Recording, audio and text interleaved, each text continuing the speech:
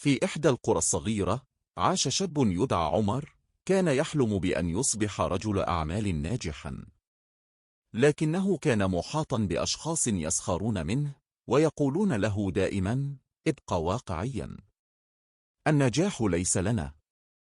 ولكن عمر لم يستسلم. بدأ يعمل في مطعم صغير ليجمع المال، وكان يقرأ يوميا عن النجاح والاستثمار.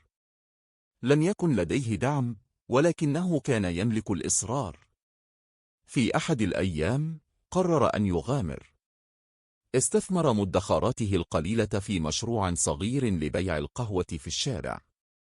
لم يكن الأمر سهلا، فواجه السخرية والفشل، ولكنه لم يتوقف. كان يستيقظ قبل الجميع ويعمل حتى بعد أن يناموا. بعد عامين فقط تحول مشروعه إلى سلسلة مقاه ناجحة، وأصبح عمر المليونير الذي كان الجميع يسخرون منه. لا تستمع لمن يقول لا تستطيع. النجاح ليس حظا، بل إرادة وصبر. ابدأ اليوم، حتى لو بخطوة صغير. إذا أعجبك القصة لا تنسى الإعجاب والاشتراك لدعم المحتوى. وصل على النبي.